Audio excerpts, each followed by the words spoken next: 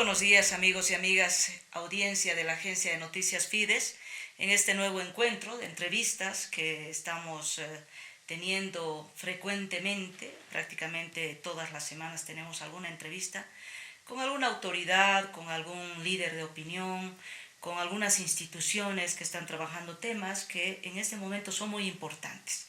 Uno de esos tiene que ver en qué estado está la sociedad civil organizada, ¿no? eh, temas de derechos humanos, que es otro de los temas que nos interesan bastante. Y en esta oportunidad estamos junto a la directora de la Red de Instituciones Unitas. Ella es Susana Erostegui. Hemos venido a visitarla en su oficina. Susana, ¿cómo estás? Bienvenida a este espacio de la agencia de noticias Fides. Muchas gracias. Para nosotros más bien una buena oportunidad para compartir algunas reflexiones. Muy agradecida por esta entrevista. Susana, Unitas, para que un poco la gente se ubique, recuerde de pronto quién es, qué es Unitas, quiénes son parte de Unitas. Es una red de ONGs de desarrollo de derechos humanos que trabaja desde hace más de 40 años. De hecho, se fundó el 76 en plena dictadura y su propósito fue apoyar a quienes estaban perseguidos en ese momento político tan difícil. Y al ser una red de instituciones sin fines de lucro, adopta ya de por sí en ese momento un compromiso muy fuerte con la defensa, la promoción de los derechos humanos, y de ahí en adelante va ampliando su labor a toda la gama de derechos. Derechos económicos, sociales, culturales, ambientales, con más fuerza en los últimos tiempos, pero además el derecho al desarrollo, el derecho a los pueblos, y en ese marco va generando una acción articulada, coordinada entre distintas organizaciones de la sociedad civil.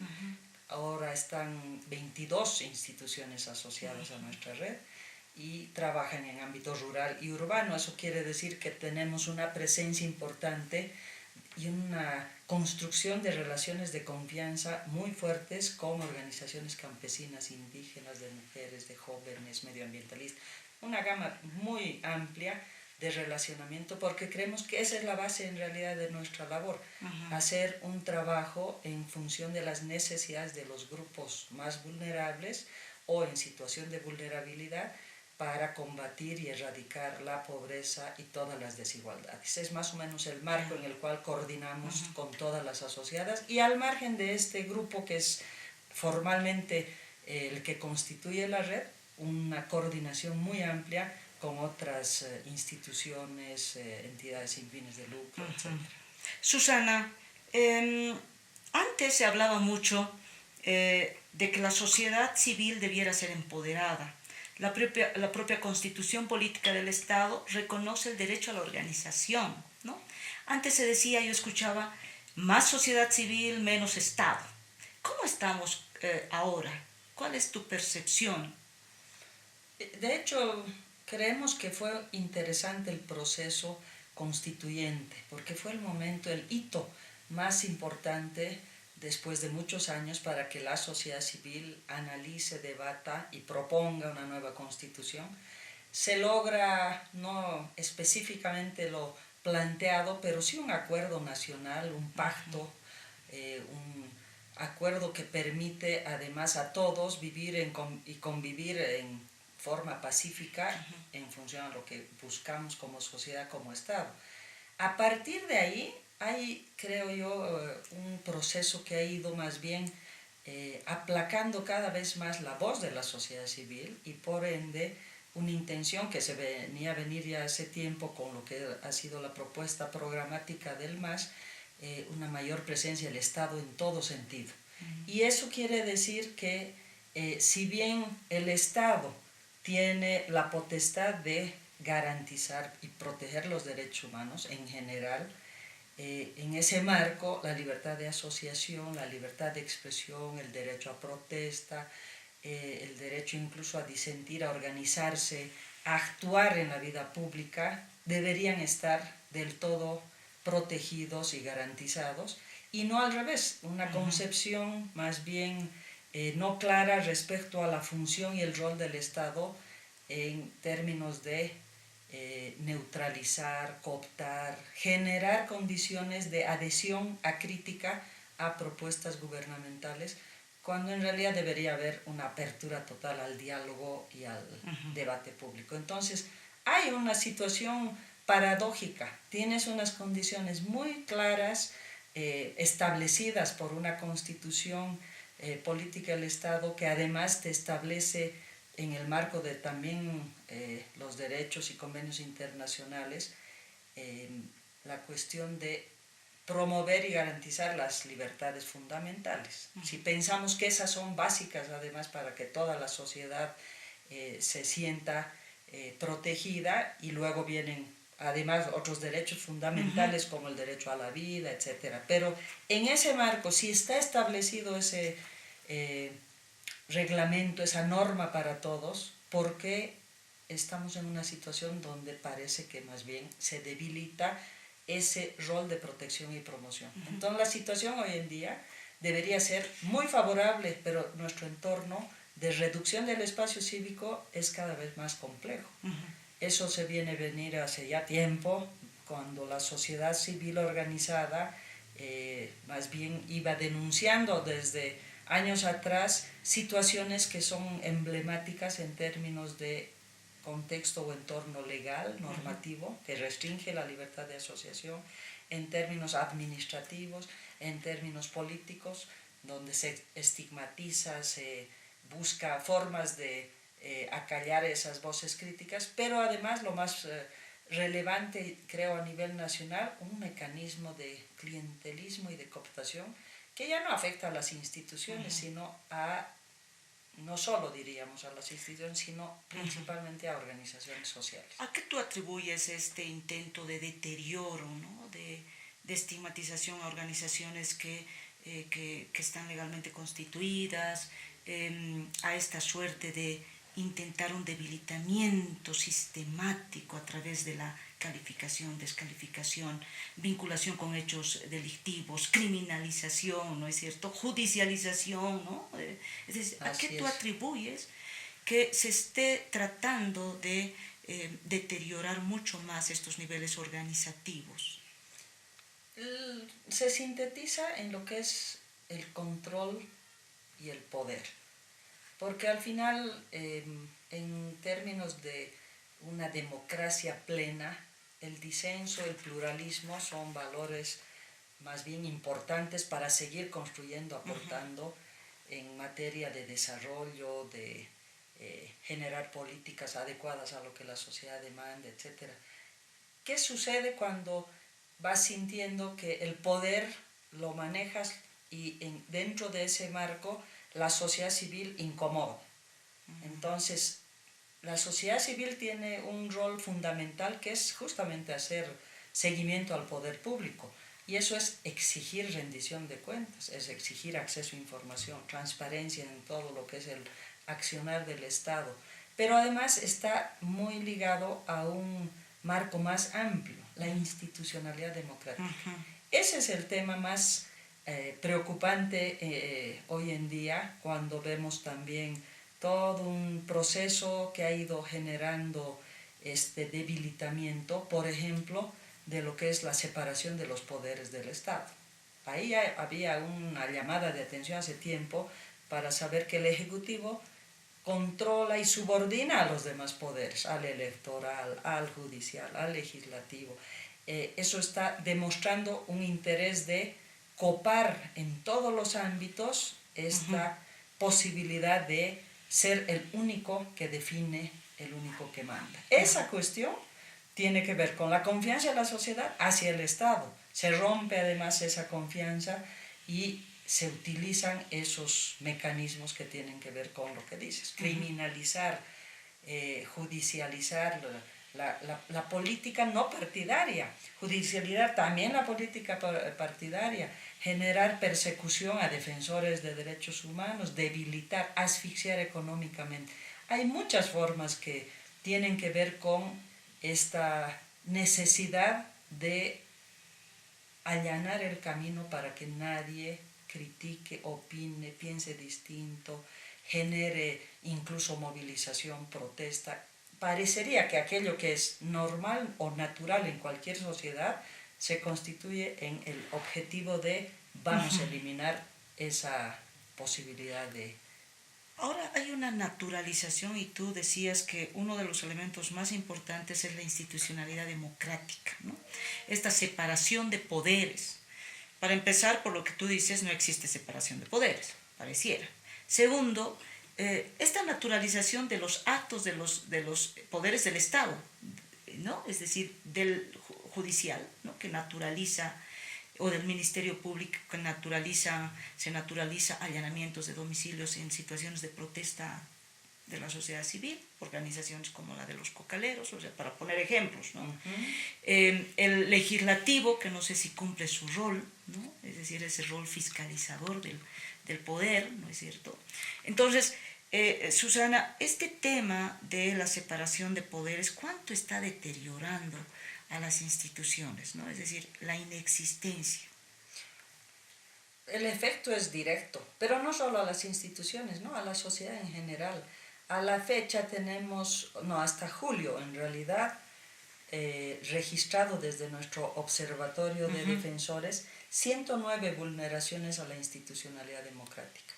Eso quiere decir toda esta categorización o clasificación que hacemos respecto al accionar del Estado, al actuar de las instituciones públicas, y justamente para ir identificando dónde están estos nudos que generan tanta desconfianza, pero además que afectan a las instituciones y que impiden que la función pública cumpla además de manera eficiente su tarea. Estas 109 vulneraciones son de enero a julio de este año. De enero a julio de este año. El año pasado tuvimos 666 situaciones o casos que se han identificado en el marco de lo que es el monitoreo de libertad de expresión, libertad de asociación, de reunión pacífica y además institucionalidad democrática. A la fecha ya vamos con 109 en solo el tema de institucionalidad democrática. Y ahí preocupa también esta relación que hay del propio poder con lo que son las vulneraciones a la libertad de expresión, que hasta julio teníamos 32 identificadas, y eso tiene que ver también con la libertad de prensa, ¿no?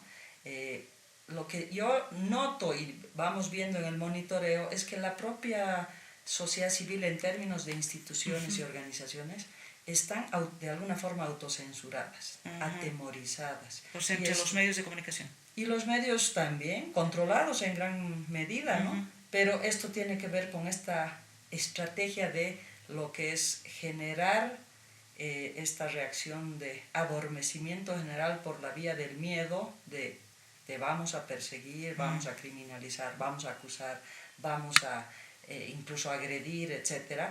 Pero además vamos a generar un contexto de paralelismo, de adhesión, de grupos de choque, de quienes defienden esta propuesta gubernamental en contra de quienes podrían ser no opositores por nada más serlo sin sentido, sino ejercer esa libertad de expresar y disentir y criticar y opinar. En realidad eso es algo natural. Entonces, sí, ese contexto nos permite pensar que si la institucionalidad democrática va a ir debilitándose cada vez más, eso va a la par de cómo se debilita la capacidad de reacción, de resistencia y de opinión y acción de la sociedad. Y ese es un tema muy preocupante porque quiere decir que estamos de alguna manera al margen de lo que pasa en la vida pública. Eso es delegarle total representación al propio Estado, que es lo que pasó de inicio en el 2006, pensando que no hacía falta la organización ni la movilización, que un gobierno llevaba la bandera de todas las reivindicaciones de la sociedad. Parecía interesante un proceso de cambio que iba a responder a aquello. Pero luego lo que pasa es que más bien esos niveles de subordinación de la sociedad permiten total impunidad, permiten que el Estado desde sus diferentes instancias actúe de una manera arbitraria, que no haya control social en absoluto, que haya adhesión a crítica solamente en términos de interés partidario. Entonces, el interés público, el bien público, pasa a ni siquiera tercer plano. Se olvida en la sociedad y lo que se hace es más bien buscar mecanismos para aproximarse, acomodarse al gobierno o al poder de turno, dejando otra vez, que este es además el efecto mayor, en situación de indefensión a una mayoría de la población boliviana. No importa si son adherentes o no a un partido o a otro. Susana, hace un par de semanas, tú seguro que de pronto has salido en el observatorio de UNITAS, este caso de la infiltración de agentes militares en organizaciones de plataforma, ¿no?, social, ¿no?, de plataformas cívicas, digamos, ¿no? Más allá que se esté o no esté de acuerdo con el tipo de organización, hubo una infiltración de 4 militares, pero en la organización, ya ni siquiera en la protesta que alguna vez se ha visto, ¿no? Eso por un lado, un elemento que parece llamar la atención, ¿no?, esta estrategia de infiltrarse en organizaciones para ver qué hacen, cómo actúan, y de pronto hasta plantar cosas, ¿no? Es decir, generar unos escenarios de alentar a la movilización y de pronto generar violencia. Ese es un ejemplo preocupante pareciera, pero la otra situación de defensores del pueblo en situación de vulnerabilidad o de riesgo es lo que está sucediendo con la Asamblea Permanente de Derechos Humanos de Bolivia, o cómo tú ves esta situación. Este último tiempo ha, diríamos, recrudecido o se ha ampliado esta manera impune de actuar. Yo creo que sí necesitamos reflexionar como sociedad y tener una posición más clara de cómo vamos a exigirle al gobierno que cumpla con su mandato de garantizar y promover los derechos y libertades de toda la sociedad, porque evidentemente hay ejemplos que parecen inverosímiles, como este tema de entrar en las viviendas en el conflicto cocalero sin una orden judicial para arrestar a las señoras, a la gente que para ellos son sospechosos, el hacer que el principio de culpabilidad se imponga sobre el principio de inocencia. Se han invertido las cosas. Siempre tienes el principio de inocencia validado hasta que te comprueben que eres culpable. Aquí estamos al revés. Que arresten a una joven por no tener un carnet de identidad, que hayan estos infiltrados en las movilizaciones, que dices, bueno, normalmente hay gente que siempre ha hecho esto, pero en este caso, además, tan premeditadamente la forma de usar una identidad falsa, que además luego se los suelta demostrando que eran parte de una entidad militar. O sea, hay elementos que te hacen pensar que el contexto realmente se ha vuelto más complejo, pero que principalmente hacen pensar, si no se está dando cuenta el gobierno, de la magnitud de lo que están generando, una sensación en la sociedad de que estamos ante un autoritarismo y una posible, como dice algún compañero, dictadura de baja intensidad o camino a eso, cuando en realidad hemos tenido hace poco elecciones democráticas y todos estamos esperando una convivencia, primero, de no polarización, con la intencionalidad desde el propio gobierno y los medios de comunicación que están controlados para ello, y una sociedad que dialogue y debata y resuelva sus conflictos. Entonces, algo está sucediendo para que además aquella estrategia de dividir y crear organizaciones paralelas en varios ámbitos, por ejemplo, indígenas, campesinos, etcétera, ahora se concentra mucho más en una organización histórica como la Asamblea de Derechos Humanos, que no es nuevo. Para nosotros esto que está sucediendo no es nuevo. De hecho, hemos hecho seguimiento desde hace años a varias intervenciones. Exacto. Han sufrido acoso, han estado, digamos, siempre en la mira.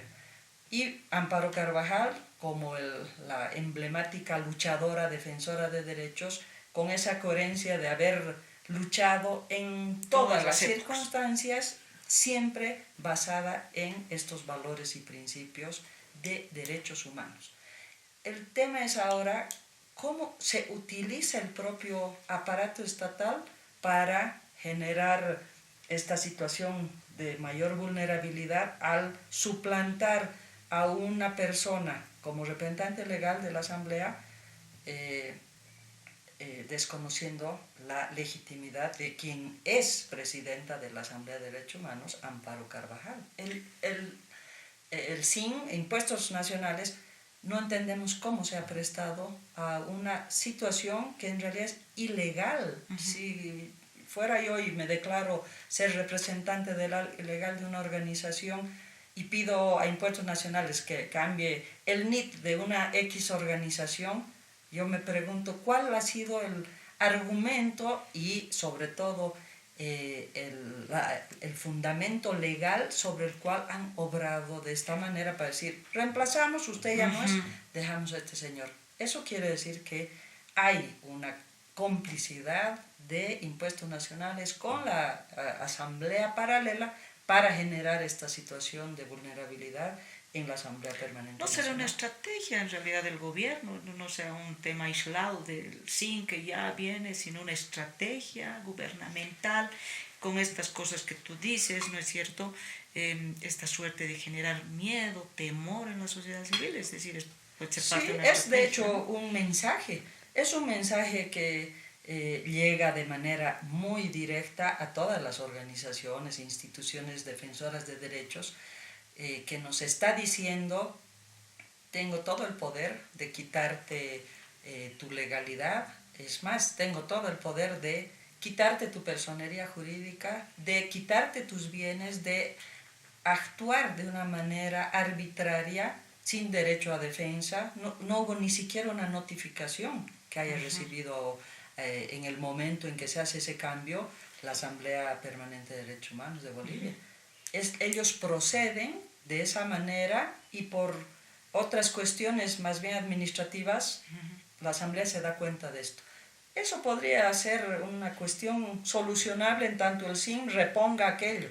El fondo de esto es esa intención, aniquilar a una voz firme, a una posición coherente con la defensa de los derechos humanos para allanar justamente este camino de actuar con impunidad respecto a cualquier decisión que tenga que ver, principalmente en los casos judiciales hemos visto esa intromisión directa de actúe así, haga así, aprecie, persiga. Si ese es el marco en el cual la sociedad tiene que desarrollar su labor, realmente estamos en una situación muy crítica. ¿Qué toca ahora hacer, Susana? Es decir, ¿cuál es el desafío, los desafíos inmediatos, ¿no? Porque, claro, ante esta arremetida, porque tienes todo el poder, ¿no? Tienes todas las instituciones, tienes el Poder Judicial, Ministerio Público, Asamblea Legislativa, ¿no es cierto? Entonces, ¿cuál es el rol de las instituciones, de las organizaciones, de la Asamblea Permanente de Derechos Humanos, que quizás el último eslabón de defensa de los derechos humanos? Sin descartar, sin desmerecer a las instituciones que hacen trabajo en defensa de los derechos humanos, pero la Asamblea Permanente de Derechos Humanos es la institución emblemática que estuvo en dictadura, que estuvo en todas las épocas de la historia boliviana defendiendo los derechos humanos. Así es, históricamente. ¿Qué nos toca, dices, a las organizaciones, a la sociedad? Yo creo que nos toca reflexionar sobre nuestro propio rol, nos toca pensar que no podemos sacrificar nuestra actoría social y política, no partidaria, de manera independiente, por un temor que nos van infundiendo desde el gobierno, desde los medios o desde estas acciones concretas de amenaza o acción directa, ¿no? De que te están generando mayor preocupación sobre tu sostenibilidad política, legal, financiera, etc. Pero además nos toca llamar realmente al diálogo al gobierno y hacerles dar cuenta de estas graves infracciones y atropellos que en realidad no les benefician en absoluto. Si ellos quieren ganar mayor adhesión y popularidad, el camino desde la sociedad es que actúen con claridad y coherencia en el marco del cumplimiento de la Constitución Política del Estado. Ellos tienen todas las posibilidades y capacidades de hacerlo. Cuando interfieren otro tipo de intereses que se desvían de lo que es justamente ese bien común, es donde la sociedad tiene que reaccionar, exigir, denunciar y hacer valer los derechos de que toda persona en este país tiene derecho a la libre circulación, tiene derecho a la vida. El pobre señor de Adepcoca está, menos mal, sobreviviendo, señor que ha sido víctima de la violencia policial, cuando el uso de la fuerza es desmedida, cuando hay infiltrados incluso haciendo uso de otro tipo de armas no reglamentarias y no permitidas en espacios de protesta y movilización social, cuando realmente se genera esta idea de que la sociedad civil o las organizaciones, para ir a lo más concreto, están obstaculizando procesos por el solo hecho de exigir la verdad, de denunciar las anomalías, de no estar conformes con las irregularidades, por el contrario, buscar que realmente el Estado cumpla su papel de garantizar no solo estos derechos y libertades, sino hacer una gestión pública adecuada, eficiente, oportuna, y exigir que la justicia sea un sistema judicial realmente independiente, imparcial, oportuno, y los medios de comunicación cumplan además su rol de brindar información permanentemente a la sociedad, investigar a fondo los hechos, dar a conocer qué es lo que está sucediendo en distintas situaciones y ámbitos, pero además ser veraces y no ser cómplices, en este sentido de a veces no decir las cosas como son para que la sociedad informada también tenga una posición más clara y el gobierno asuma pues sus responsabilidades en casos donde corresponda. Cuando ese es el panorama, lo único que queda realmente es volver a nuestro horizonte, a nuestro centro. ¿Cuál es la razón de vivir de las instituciones de desarrollo, de derechos humanos o defensoras incluso de la democracia? El sentido social de lo que hacemos y el sentido con la proyección política de transformación estructural no puede limitarse a yo cumplo, hago este proyecto, yo solamente me mantengo distante, me acomodo incluso al poder, a los poderes incluso locales, departamentales, porque no es solo el ámbito nacional, claro, sino cuál es realmente nuestro rol. Y esa es una cuestión que tiene que ver con la coherencia de manifestar y actuar en función a principios democráticos, en función a tus compromisos de qué quieres cambiar.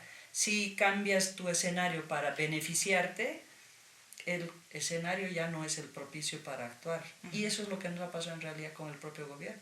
La población cree que el gobierno está con el mandato del pueblo para beneficiar a la sociedad y cumplir con políticas educativas, preventivas, con temas claros en lo que es desarrollo rural, pueblos indígenas. En realidad es para eso que está, no para beneficiarse y no para generar redes probablemente incluso que están lidiando con lo ilícito. No sabemos, no tenemos una claridad porque tampoco hay confianza en la información, por ejemplo, vinculada a el año 16 con el radar o los radares que se compran para ver el movimiento aéreo en el país y que hasta la fecha no se hayan puesto en marcha. ¿Cómo no le va a indignar a la sociedad boliviana cuando sabemos que el narcotráfico tiene un efecto tan nocivo en nuestra juventud, en toda la población? No solamente si hablamos de lo que significa el tema económico, sino el tema social. Nadie discute ese tema. En realidad no discutimos como sociedad casi nada. Todo queda como naturalizado. La violencia naturalizada, el uso, incluso el tráfico de influencias, las formas en que se manejan las políticas, los contratos, las licitaciones, no sabemos. La gran pregunta es, cómo la sociedad se va a informar mejor y cómo va a actuar de una manera, ahí sí, empoderada, sanamente en el sentido de exigir justicia, exigir claridad, transparencia de lo que se hace, exigir políticas adecuadas, exigir que el gobierno no persiga y criminalice a la sociedad. De ninguna organización, de ningún territorio, de ningún ámbito. La sociedad tiene el derecho de expresarse, opinar, denunciar, exigir, ser libre, incluso para pensar. Entonces, sí, son desafíos que parecen eslogans, pero en realidad empieza por uno mismo. No podemos atemorizarnos y tenemos que tener la fuerza de organizarnos mejor y de actuar transparentemente, porque no hay nada que ocultemos, para que nos escuchen las autoridades. Y ojalá las autoridades reflexionen sobre qué efecto están buscando. Estos detalles de estos últimos días y meses demuestran, como las Londras con ataque directo a periodistas, demuestran que ni siquiera la prensa está siendo garantizada su labor, porque los periodistas son defensores de derechos. Entonces hay muchos frentes que hay que resolver y esperamos que haya esa capacidad o esa decisión del gobierno de estar a la altura de lo que el momento político le exige, tener una sociedad libre para expresarse y fortalecer la democracia en este ámbito de relacionamiento y diálogo entre distintos actores. Susana, muchísimas gracias. Te agradecemos por habernos abierto las puertas de UNITAS. Siempre es un gusto conversar, porque creo que estas luces, este planteamiento de desafíos, este ver cómo está nuestra situación, pues nos ayuda a reflexionar y ayuda a reflexionar también a las audiencias que nos siguen, ¿no? Creo que son desafíos colectivos que ameritan nuestra atención, ¿no? Porque son temas importantes que tienen que ver con los derechos humanos, ¿no? Con la institucionalidad democrática. Susana, muchas gracias. A ustedes, ¿no? Y de verdad que les deseo éxito en estas entrevistas que estoy segura, recuperando voces diversas, van a aportar muchísimo a esta reflexión y a este debate que necesita el país, ¿no? Así que muchas gracias. Seguiremos en contacto. Seguiremos en contacto. Abierta para ustedes. Muchísimas gracias. Agradecemos a nuestra audiencia de la Agencia de Noticias Fides y será hasta la próxima oportunidad. Muchísimas gracias.